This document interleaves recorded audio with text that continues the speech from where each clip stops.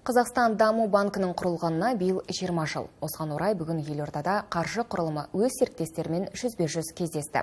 Жүздесу барысында банк қызметінің өткені сараланып, бүгіні сөз болды. Сондай-ақ банктың мерейтойлық кітабы таныстырылды. Ел тәуелсіздігінің 30 жылдығымен тұспа-тұс келген айтулы шараға қатысқан әріптесім Бекболат Сатуов тарқатады.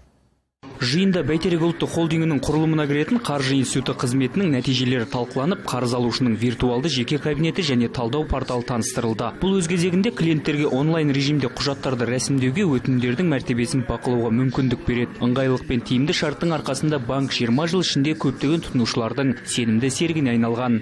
Қазақстан Даму банкі біз үшін серіктес, бізге көмектесетін партнер. Бірге 2018 жылдан бастап жұмыс істейміз. Біз сенеміз, бұл тек қана басы, одан әрі өте көп жоба болады деп ойлаймын. Шараға 60-қа тарта ірі кәсіпкерлер қатысты. Тұтынушыларға банктың мерейтойлық кітабы таныстырылды. Басылымға қаржы институтының жетістіктері мен бірінші басшыларының тарихи сәттері мен маңызды оқиғалар енгізілген. Бүгінде ірі жобаларды іске асыратын банктың тұтынушылар үшін оңтайлы тұстары жетерлік. Ең бастысы, енді ұзақ мерзімді несиелерді Қазақстанда 86% Қазақстан Даму банкінен келеді. Бұл ең басты ерекшелігі, өйткені екінші деңгейлі банктер осы ұзақ мерзімді жобаларға несие бермейді. Біздің басты ерекшелігіміз. Сонымен қатар, енді 20 жылдық біздің тәжірибеміз бар.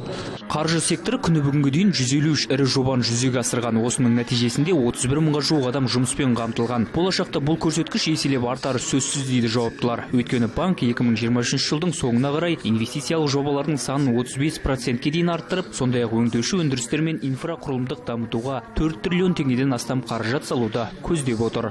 Бекболат Сатуов, Нұржан Махмудов, Астана Таймс.